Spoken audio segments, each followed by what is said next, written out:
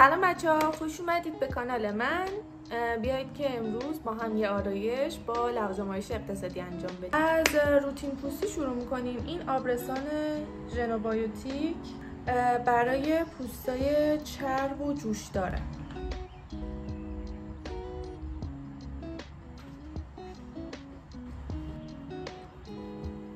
میریم سراغ ضد آفتاب. ضد آفتابم از ساین اسکین SPF 50 برای پوستای چرب. اینا خوبه، خیلی رد سفیدی نمیذاره اگه درست پخش بشه، کامل چرب نیست و کلا رو پوست خیلی سبکی. برای کاور پوستم از این آبرسان سبوما، آبرسان رنگی سبوما استفاده میکنم. خیلی سبکه و برای استفاده روزانه خوبه. کاورش هم متوسط رو به پایین، خیلی سبکه، اصلا رو پوست احساس نمیشه، سنگین نیست. با اسفنج میرم روش که تو خش نمونه. بعدش میرم برای برانزر از این کانتور استیکی شون استفاده میکنم که مال من دیگه تقریبا تموم شده. رنگ 20 خیلی خوبه، اصلا رد نمیندازه، رنگش هم خیلی قشنگه.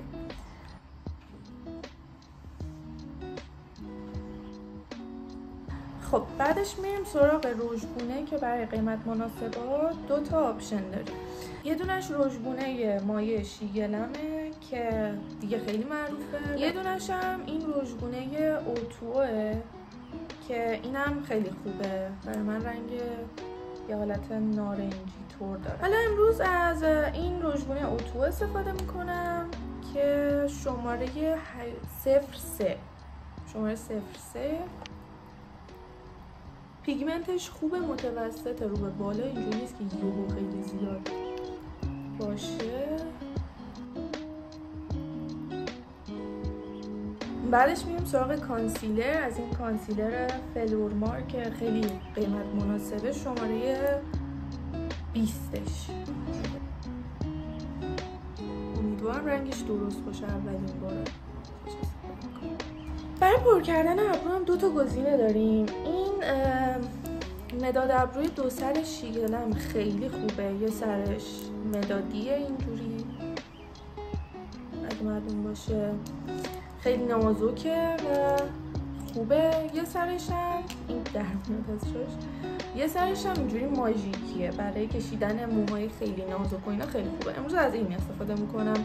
تای این یکی مداد ابروی تایرا خب خیلی قیمتش کمتره ولی این کیفیتش خوب، خیلی بهتره. یه کوچولو دوم ابرومو پر میکنم، خیلی نمیخوام. بعدش میرم سراغ ریمل ابرو که این ریمل ابروی گابرینی رو دارم استفاده میکنم. خیلی طبیعیه، اگه یه حالت اینجوری لیفته که بچسبه به بالا و اینا میخواید این نمیده. این کانسیلر رو میریم چیز کنیم، بلند کنیم، خیلی نزدیک پلکم نمیدونم از پایین. کاورش خوبه، متوسط کاورش، برای استفاده روزانه به نظرم خیلی خوبه چون که خیلی سبکه واقعا و اصلا خشک نیست. اگه مثل من دور چشمتون خشکه و خیلی کانسیلر رو پچی میشه، تیکه تیکه میشه، این اونجوری به نظرم نیست. میرم سراغ پودر فیکس که توی پودر فیکس های قیمت مناسب دیگه به نظرم معروف ترین این پودر فیکس فلورماره. البته این مدل قدیمیشه، الان این ظرفش عوض شده روش بگم. ببینی خوب فیکس کرد و مثلا تار کرد زیر چشمو.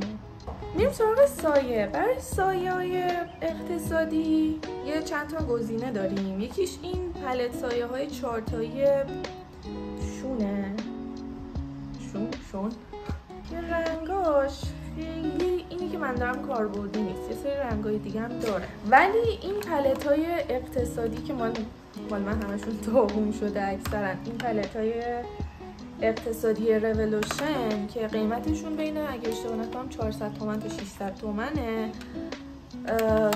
4 تاشو من دارم که این رنگ ولوت روزه، این توناژهای قهوه‌ای و اینا داره که خیلی قشنگن واقعا. از همینم استفاده میکنم. از این رنگ استفاده میکنم برای همین به عنوان کریس. از این رنگ قهوه‌ای سوختش برمیدارم یه خط چشم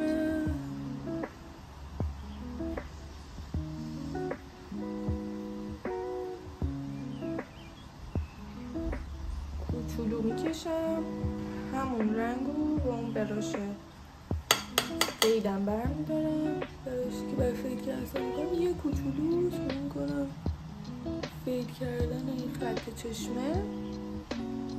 از این رنگ روشنش برمیدارم، رو کل پلکم میکشم که رنگا تو هم پخش بشن، اینجوری خطی نباشه. میریم سراغ ریمل. برای ریمل اقتصادی آپشن زیاد داریم، ولی امروز من این ریمل نارنجی ایزادورا رو انتخاب کردم. بیگ بولد اکستریمه که خیلی حجم میده. فقط بعدیش اینه که اون اولش موادش خیلی زیاده، باید حسابی خالی کنید. بعد یه مدت که موادش کمتر میشه خیلی خوبه. اصلا نمیریزه زیر چشم. این الان با یه بار یه دور زدنه تفاوت موجام فکر کنم معلوم میشه. میریم سراغ رژگونه پودری. من این پالت رژگونه 6 تایی شیگلم رو دارم. این قیمتش حدود بین 700 تا 800 تومنه، ولی رژگونه تکیای مثلا گلدن روز و فلورمارک مارکای اقتصادی حساب میشن، تکیاشون بین 300 تا 400 تومنه. پس اگه بخوای حساب کنی این خیلی به صرفه تر در میاد. و از این رنگش استفاده میکنم. اولین باره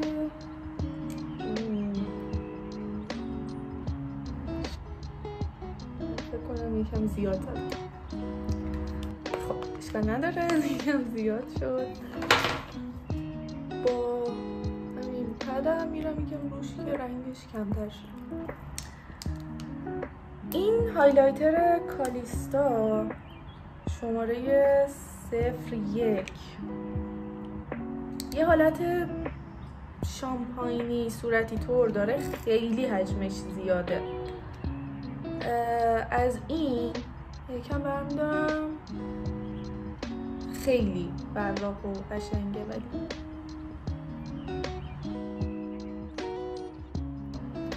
این برقشه، امیدوارم معلوم باشه تو ویدیو. خیلی برقش طبیعیه، اینجوری که بزنه تو چشت نیست. میرسیم به اسپری فیکس که من این اسپری فیکس گلدن روز رو دارم. اینا اینجوری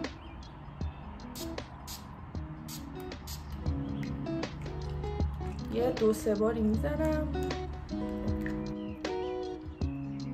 میریم سراغ خط لب. امروز میخوام از این خط لب لیچیک استفاده کنم، رنگ 139 شماره 139ش خیلی خوبه، قیمتش هم خوبه، نسبتا 200 خورده ایه، ولی خیلی نرم و روونه. برای رژ لب اقتصادی آپشن خیلی داریم. کالیستا، گلدن روز، مای، اینا همشون خیلی رژ لبای خوبی دارن. این رنگش که فکر کنم شماره 27، خیلی رنگی قهوه‌ای مناسب پاییز و زمستون، خیلی نازه.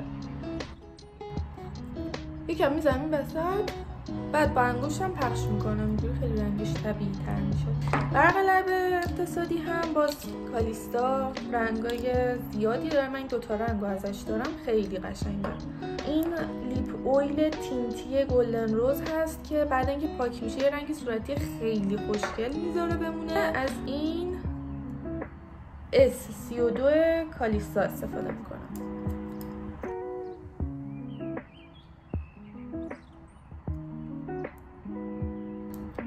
خیلی خوبه، اصلا سنگین و چسبناک نیست و قشنگ لب و نرم نگه میداره تا چند ساعت. همین دیگه، بوس بهتون.